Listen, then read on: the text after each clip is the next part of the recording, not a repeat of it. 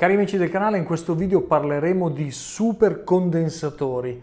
Questi sono tra i migliori che esistono in commercio e vi dico subito che non vanno confusi con i condensatori classici. Questo perché? Perché il classico condensatore che serve per i carichi induttivi come il condizionatore piuttosto che le pompe, quelli sono microfarad, possono essere da 10, 20, 40, 60 microfarad. Questi sono condensatori da 500 farad cada uno. Ecco perché non si chiamano condensatori, ma si chiamano supercondensatori, o per chi mastica l'inglese sono i super caps. Ebbene ragazzi, qui c'è tanta potenza, ma non confondiamoci. Tantissimi di voi mi fanno domande: posso usarlo come batteria? Posso creare una batteria da 24 volt, 48 volt?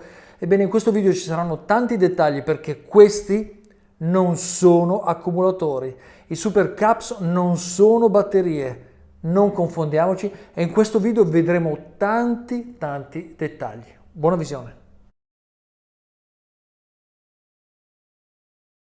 Cominciamo subito questo video dicendo che i supercondensatori fanno parte di questa playlist che c'è all'interno di questo canale e questo è il video numero 4, quindi gli altri 3 video fanno vedere delle sperimentazioni, delle cose che avevo creato tempo fa.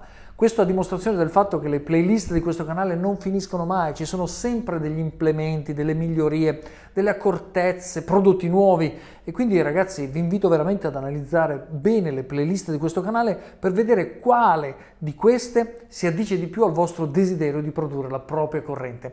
E ovviamente non è solo produrre la propria corrente, ma anche poi tutta una serie di accessoristica che serve proprio ad andare in quella direzione, cioè qualità della vita. E come avete visto diventiamo tutti energivori, alla fine non ci basta mai nulla, ecco perché le playlist continuano, alcune sono all'inizio e altre vanno avanti oramai imperterrite. Ragazzi, i supercondensatori sono un'invenzione a mio avviso fantastica e voglio iniziare subito col dirvi un aspetto negativo dei supercondensatori. Ma perché negativo? Prima ve lo menziono. Non sono batterie, non sono accumulatori, proprio perché la densità energetica che c'è al loro interno non è elevata. Tanto per farvi un paragone, le celle più capienti che non usiamo su questo canale sono le ioni di litio, le NMC, quelle che sono le più pericolose, abbiamo già trattato l'argomento. Ebbene, queste hanno una capacità in termini di wattora di circa 250-300 wattora al chilogrammo. Chiaramente poi a secondo dei modelli, delle tecnologie che costantemente avanzano, tutti questi dati sono comunque relativi, ma per darvi un'idea siamo intorno ai 250 wattora al chilogrammo. Ebbene, le litio ferrofosfato hanno una capacità inferiore a queste, siamo sui 150-180 wattora al chilogrammo. Le piombo scendiamo a 40-60 a seconda della tipologia di piombo, 40-60 wattora al chilogrammo. Capite come scendono le capacità? Vi ricordo che il wattora è la capacità, cioè quello che ci sta dentro.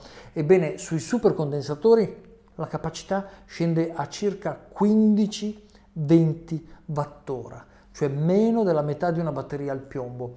Con questa bassa capacità di accumulare e trattenere l'energia dentro di essi, voi capite che non possono essere idonee per essere delle batterie, degli accumulatori. Dovremmo metterne a centinaia e la stessa cosa avverrebbe invece con le solite batterie che utilizziamo, piombo, litio, che siano. Ora, una capacità così limitata però ha una contrapposizione che è l'aspetto più importante, positivo che andremo a considerare oggi, ovvero la potenza di questi super caps, di questi supercondensatori. Per potenza cosa intendo? La capacità di ricevere energia o erogare energia quasi all'istante. Non dico all'istante, se no parleremo di stato solido. Molti dicono le NMC sono stato solido e non è vero, abbiamo le batterie al litio allo stato solido e non è vero. Ebbene, neanche i capacitori sono allo stato solido, ma si avvicinano moltissimo. Cioè qui possiamo buttare dentro tantissima energia all'istante e prelevarla all'istante. Da questo capiamo una cosa molto importante, che è vero che non sono batterie, ma quando abbiamo bisogno di energia istantanea, soprattutto per gli spunti, per i carichi induttivi, per i motori elettrici che devono far partire anche un'auto che sia gasolio o benzina, ebbene dove c'è bisogno di tanta energia istantanea possiamo utilizzare i supercondensatori. Chiaramente questo va fatto in un certo modo. Se noi prendiamo una fila di supercondensatori come questa formata da 6 condensatori singoli e li mettiamo in serie, abbiamo una somma di volt. Vi ricordo che in serie si sommano i volt, non si sommano gli ampere. Quindi abbiamo 500 farad per 6 supercondensatori. Ebbene, i supercondensatori sono intorno ai 2,7 volt. Qualche supercondensatore lo spacciano per 2,8. Ebbene, 2,7, 2,8 è la tensione. Voi capite che se facciamo 6 per 2,7 volt abbiamo raggiunto 16,2 volt. Ecco perché 6 di questi in serie possono essere utilizzati in abbinamento a una batteria della macchina, perché la batteria della macchina è standard 14,4 volt come carica massima, è quella che diciamo è la carica media che l'alternatore dell'auto riesce a sostenere. Quando c'è la temperatura invernale la carica aumenta leggermente, perché col freddo anche l'alternatore intelligente carica un po' di più. Quando invece c'è una carica estiva, quindi con le alte temperature, col motore che scalda tutto, può scendere anche a 13,8, 13,9. Ora, se noi abbiniamo in parallelo a una batteria al piombo della macchina una serie di supercondensatori, abbiamo un abbinamento parallelo tra un accumulatore che trattiene energia, che la conserva e che la rende disponibile quando serve, non solo per il motorino di avviamento ma per tutto il resto, e abbiamo i supercondensatori che invece non hanno questa riserva ma hanno la potenza di erogare tantissima energia all'istante. Quindi che cosa succede in questo momento? Ebbene, quando il motorino d'avviamento deve partire, in quel momento c'è un assorbimento induttivo esagerato di questo motore, ebbene la batteria al piombo, come si dice in gergo, inizia a schiumare perché la corrente che gli serve è istantanea. Ebbene, mentre cala di tensione, mentre precipita di tensione e ha difficoltà nell'accensione del motorino di avviamento, a meno che chiaramente la batteria è nuova di pacca, però comunque fa la sua fatica, ebbene il Supercaps, come la batteria scende di tensione, lui compensa all'istante, gli dà questo extra che serve proprio per lo spunto del motorino di avviamento, per far salire il pistone a livello testa e comprimere, e quello è il momento più difficoltoso. Se il motore parte subito, ovviamente poi è meglio, se no avremo una serie di classici dove l'erogazione dell'energia è tantissima, andiamo a rovinare le batterie. Bene, in questo momento il nostro supercondensatore, connesso in parallelo alla batteria, darà quell'extra evitando che la tensione precipiti. Pensate che quando accendiamo il motore di una macchina, una batteria che si trova a 12,6, 12,8, il momento in cui accendiamo può scendere anche 9-10 volt. Questo non avviene con i supercondensatori perché all'istante compensano questo calo di tensione con una forte, una veloce erogazione e la tensione rimane più stabile. Può scendere ma non fino a 9-10 volt. Attenzione, chiaramente se invece dei 500 farad montiamo i 3000 farad, adesso la tecnologia ha portato quelli standard ad arrivare fino a 5000 farad, qualche azienda parla di 10.000 farad, ma voi sapete come funziona su questo canale, finché non passano dal mio laboratorio le cose è tutto un pourparlers scientifico per creare clickbait e parlare sul web, ma ragazzi, anche il grafene, le batterie al sale, tutte cose bellissime, ma non sono fai da te, non sono qua per farvele vedere, quindi andiamo calmi con quello che sono le informazioni eclatanti. Qui vogliamo restare sul produttivo, cioè con questi lo facciamo, col resto, con i 10.000 farad per adesso facciamo solo chiacchiere, col grafene per adesso sono solo pourparlers. Scusate parentesi, andiamo avanti ragazzi. Allora, se usiamo i 3000 farad accendiamo chiaramente un 2000 diesel, se usiamo i 500 farad accendiamo un 1600 diesel. Questa è proprio la differenza, la quantità di energia che c'è all'interno e non è tanta. Se dobbiamo accendere motori grossi o motori elettrici di una certa importanza, dobbiamo usare più potenza, ovvero i cosiddetti 3000 farad. Chiaramente di tutti questi prodotti trovate il link qua sotto. Il 500 è abbordabilissimo, dà grandi soddisfazioni, il 3000 farad comincia a costare. Parliamo adesso di un aspetto fondamentale che è esattamente la carica di questi condensatori, perché alcuni amici del canale tempo fa mi dissero: Gianni, i miei sono gonfiati, si sono rovinati, cosa ho combinato? Ebbene, adesso vedremo tutti i dettagli. Parlando di dettagli, allora i supercondensatori abbiamo detto che hanno una tensione specifica, ovvero il rate di questa tensione è 2,7 volt. Cosa significa? Dicevamo, 6 di questi fanno 16,2 volt. Ebbene, quando abbiamo 16,2 volt e li carichiamo lentamente, li portiamo a livello della batteria, io dico dell'auto ragazzi, ma poi parleremo di fotovoltaico, perché lo scopo di questo video non è l'auto, è abbinare questi alle batterie per avere potenza fotovoltaica o automobilistica a fronte di grandi assorbimenti dei carichi induttivi, i cosiddetti spunti. Anche nel fotovoltaico ci sono un sacco di spunti, le pompe del pozzo, i condizionatori, quelli sono tutti spunti. Ora, tornando a noi, 2,7 volt, abbiamo 16,2 volt.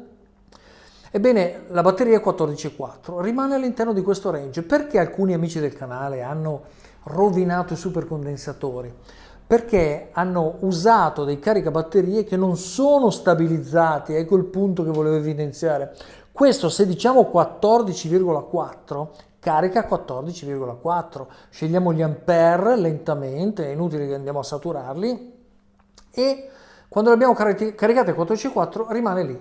Ora, se utilizziamo i supercondensatori all'interno di un UPS o per un caricabatterie dell'auto che hanno tensioni superiori, perché sono caricabatterie cosiddetti a circuito aperto, cioè quando noi attacchiamo la batteria ci dice 14-15 volt, va bene, ma se misuriamo il circuito aperto, questi che non hanno lo stabilizzatore possono essere anche 17 volt, 18 volt, 16,5. Bene, se superiamo la tensione dei supercapacitori, li chiamerò in diversi modi, ragazzi, avete visto, supercapacitori, supercondensatori, supercaps. Ora, se superiamo la tensione, questi iniziano a gonfiare e si rovinano. Se superiamo ancora e li riempiamo troppo, ebbene questi scoppiano, ma scoppiano come? Puff! Un lato positivo, un altro aspetto positivo di questi è che non sono incendiari, non fanno danni atroci, questi si rovinano e basta. Questa è una cosa positiva dei supercondensatori, che non sono come le ioni di litio. Ora, un'altra cosa positiva è che se scendiamo di tensione fino ad arrivare quasi a zero, non si rovinano. Questi, ragazzi, sono fermi da circa 2 anni, 1 anno e mezzo, adesso non so il video numero 3, quando l'ho fatto non mi ricordo, ma tanto tempo fa. Ebbene, adesso ve lo faccio vedere vicino alla telecamera per farvi vedere a che tensione si trovano. Chiaramente ragazzi le tensioni presumibilmente saranno diverse. Perché? Perché questi hanno un'altra problematica che è la stessa del litio, ovvero non si bilanciano da soli, non sono come le piombo. Quindi questa mancanza di bilanciamento è una delle difficoltà maggiori, per cui quando mi dite voglio abbinare i supercondensatori alle mie batterie al piombo da 24 volt o da 48 volt, io ho sempre detto non fatelo nel fai da te, perché è proprio difficile equilibrarle, bilanciarle. Ora ci sono delle batterie a supercondensatori da 48 volt che a me non piacciono per niente, aziende che le producono, che le fanno, che le vendono, ci sono un sacco di problemi eccetera, ma hanno delle schede sofisticatissime per bilanciare singolarmente le celle. Ecco perché dico ragazzi nel fai da te io resto e rimango sulla 12 volt, cioè 6 di queste e le possiamo utilizzare. Il bilanciamento non avviene, significa che dobbiamo controllarle ogni tanto, dobbiamo anche lavorare su ogni cella singola. E adesso vedremo, avvicinando la telecamera, in che condizioni si trovano questa serie da 6. Ebbene, misuriamo i supercondensatori singolarmente. Il primo si trova a 1,33 volt, il secondo si trova a 0,99. Ebbene, il terzo si trova a 1,18, il quarto 1,29, il quinto 0,87 e l'ultimo, ovvero il sesto, si trova la tensione di 1,24, quasi 25. Come avete visto sono tutti a tensioni diverse, soprattutto questo è il più basso, a 0,87.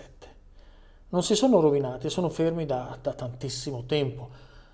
Ebbene, l'avete visto, tensioni completamente diverse, andavano da 0,8 a 1,2, 1,3 e queste sono ferme dall'ultimo video, questi sono rilevamenti reali. Cosa voglio fare adesso, ragazzi? Adesso la mettiamo sotto carica, questo pacco di condensatori lo mettiamo sotto carica e gradualmente vediamo l'innalzamento delle celle, la carica delle celle, per vedere, per verificare se si bilanciano da sole oppure no. Io so già che no, ma vediamo che cosa succederà e quale può essere una causa di rischio. Perché le celle al litio non si bilanciano da sole? Sono celle di una potenza tale per cui l'escursione in base alla chimica costruttiva delle celle stesse impedisce l'autobilanciamento in serie, perché costantemente loro bevono energia. Perché le piombo invece si bilanciano anche in serie e da lì nasce l'equalizzazione? Perché le celle al piombo hanno un limite fisico, chimico-fisico. Quando arrivano a un certo livello non assorbono più, ma quelle che sono più basse assorbono ancora. Ecco che allora si crea l'equalizzazione delle celle. Vi ricordo che l'equalizzazione va fatta solo ed esclusivamente alle piombo. Bisogna portare una tensione più alta in modo che tutte arriveranno lì e si sono equalizzate e possono ripartire con gli ossidi, usiamo questo termine, purificati, con gli ossidi che hanno ancora tutto il loro potere, mentre tutta la solfatazione si sgancia e cade a fondo. Questo per le piombo. Condensatori e litio non si bilanciano da soli, hanno bisogno di un equalizzatore, hanno bisogno del BMS che le controlla.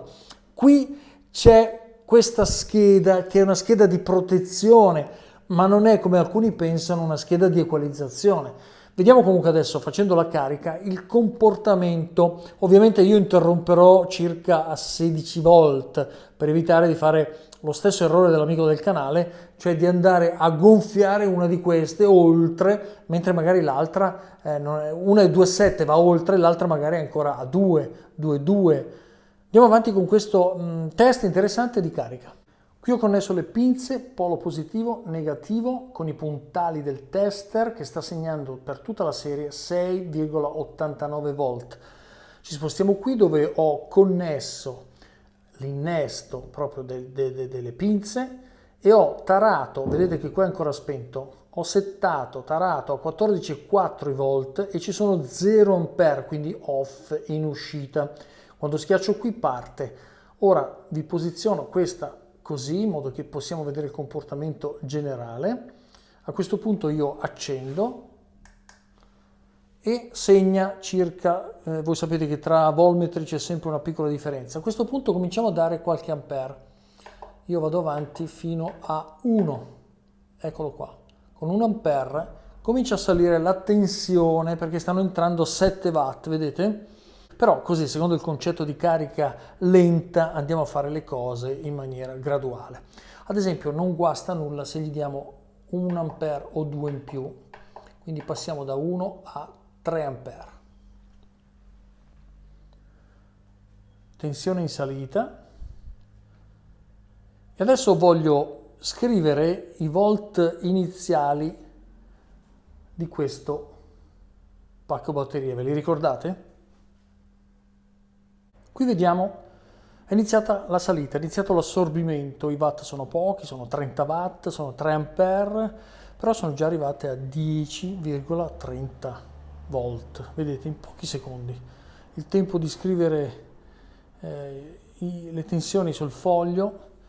Vediamo adesso il comportamento e fra un po' misureremo anche la tensione singola dei vari condensatori.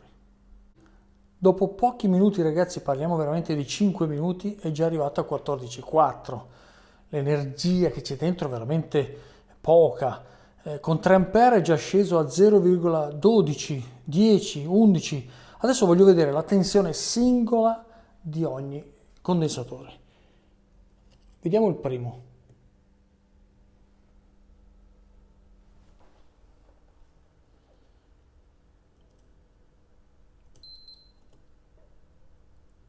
questo segna, non riesco a fissarmi, scusate, 2,54, vedete? Il secondo è 2,25, il terzo è 2,41, il quarto 2,52, il quinto 2,19, questo è molto basso rispetto agli altri, il sesto è 2,50. Qui possiamo fare una bella riflessione. Mentre lui sta continuando a caricare, vogliamo dire due cose importanti. Tra sposta la telecamera, vicina, lontana, e dall'inizio è passato circa un quarto d'ora, 20 minuti forse, i supercondensatori sono già carichi, vediamo qua che stanno entrando 5-4 watt, quindi veramente poca roba, e a questo punto nelle immagini successive andrò a misurare e scrivere la tensione definitiva. Vediamo a che tensione si trovano i supercondensatori. Primo condensatore 2,55, il secondo 2,23, il terzo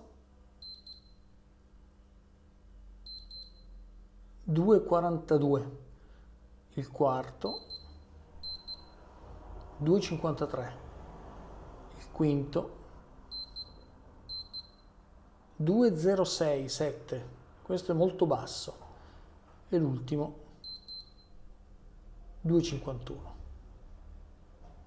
Il risultato finale mi era già noto, però è stato bello sperimentarlo insieme a voi in modo da farvi capire come funzionano. Avete visto che il penultimo è 2,07 volt, mentre quello, il primo è 2,55, c'è un 2,53 e un 2,51, cioè questi 2,51 sono prossimi al 2,70, 2,7.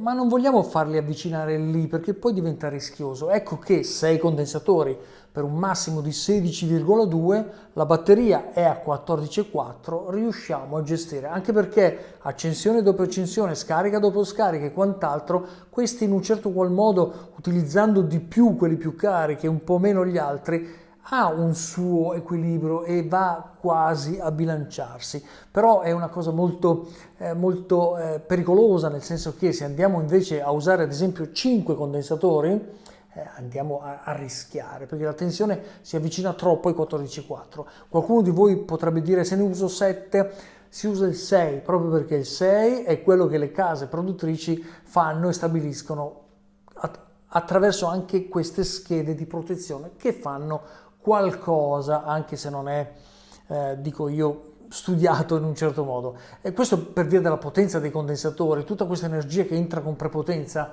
non ha fatto creare dei BMS che dovrebbero essere BMS che reggono potenze enormi, e quindi ci accontentiamo così. Questo è l'equilibrio per i supercondensatori, la 12 volt e questo modo di caricarli. Attenzione, a questo punto abbiamo parlato di macchine, ma l'argomento fondamentale è il fotovoltaico.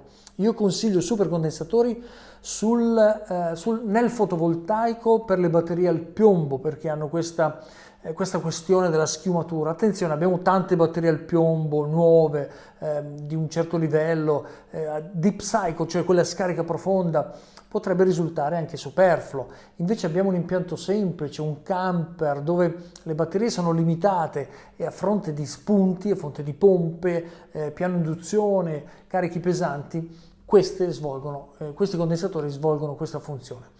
Ebbene ragazzi, arriviamo al momento clou di questa conversazione. Qual è la durata, la longevità dei super caps, dei super condensatori, dei super capacitori?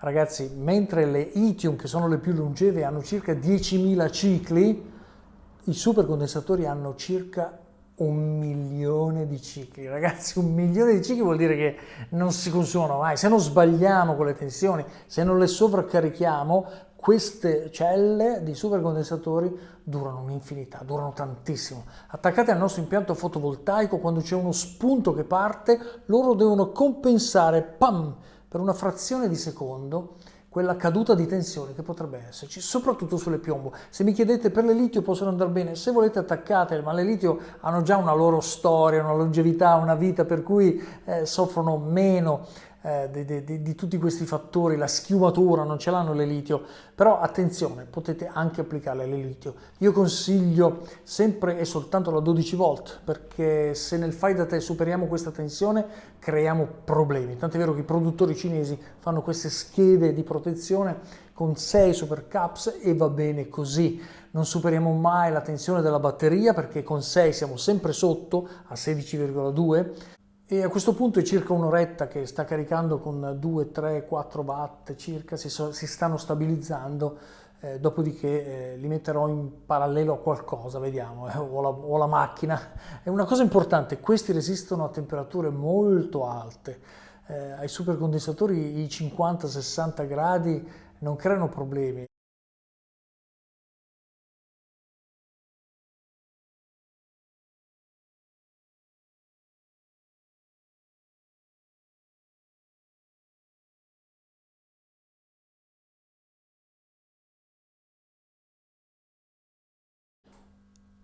Ecco posizionati i supercondensatori al posto della batteria. Li potete vedere qua. Questi sono da 500 farad della Maxwell e sono, a mio avviso, la qualità migliore.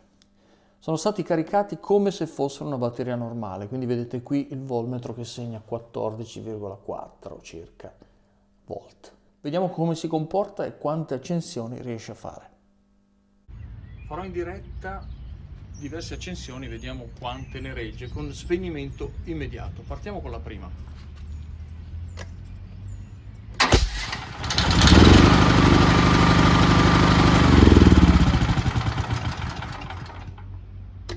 Seconda.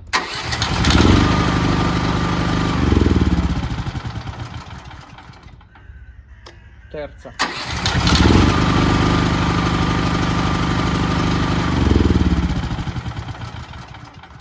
Quarta.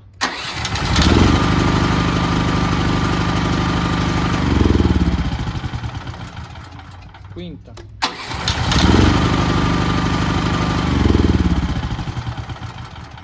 Sesta.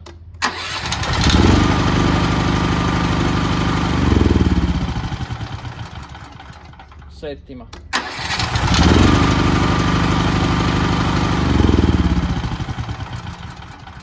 Ottava.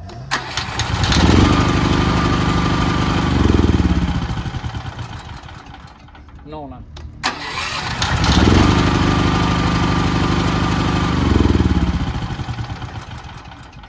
Decima.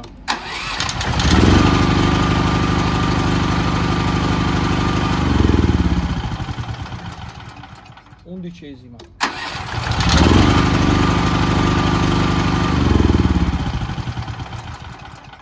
Dodicesima.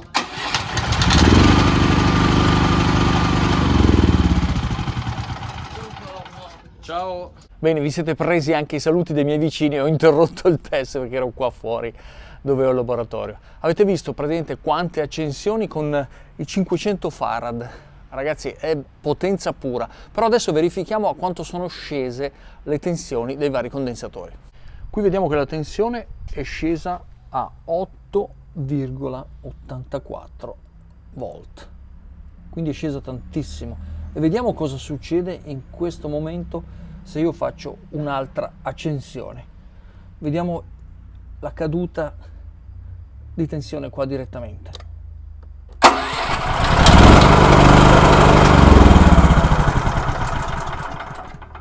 Ebbene, avete visto che è scesa a 7, cosa che una batteria non potrebbe mai riuscire a fare, cioè far partire un motore con una tensione di 7 volt.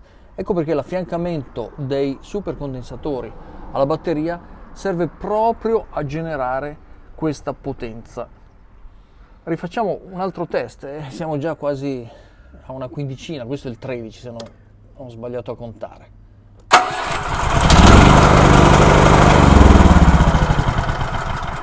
È sceso fino a 7,2, va bene, facciamo un'altra accensione.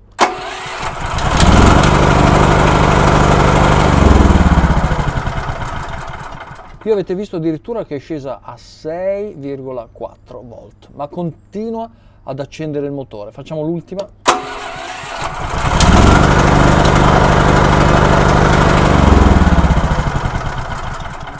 E qui avete visto che praticamente ha esitato un attimino, ha cominciato a mancare in rapidità, e quindi proviamone un'altra per vedere se effettivamente c'è un punto di crollo. Qui la tensione adesso è arrivata a 6,7, vediamo con questa accensione.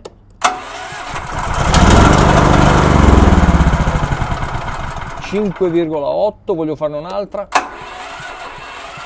Ecco qua, basta, fine. 4-3 volt. Ragazzi, una quindicina di accensioni senza fallirne una, finché la tensione poi è scesa a livello minimo, dove neanche il motorino di avviamento riesce a partire. Misuriamo adesso la tensione dei singoli condensatori, togliamo la protezione e vediamo che il primo condensatore, vediamo quanto misura, 1,04 volt. Vediamo adesso il secondo, 0,49 volt. Come vedete sono veramente scesi a zero, eppure continuavano ad accendere. Vediamo il terzo, 0,97. Vediamo il quarto, sto facendo ovviamente una diretta, è 0, scusate che c'è un falso contatto. Questo è 0,95, eccolo qua. Quello successivo è 0,4 e l'ultimo, ovvero il sesto, è 0,87.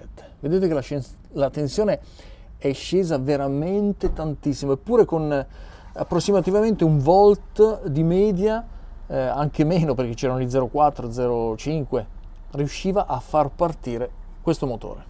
Adesso voglio fare un'accensione manuale perché questo generatore lo permette, e vediamo dopo una ventina di secondi se riusciamo a caricare i condensatori in maniera da far ripartire il motorino d'avviamento, perché avete visto che nell'ultimo tentativo era ormai veramente a tensione bassissima.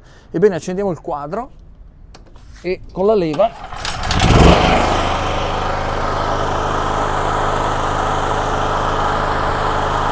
aspettiamo una decina di secondi.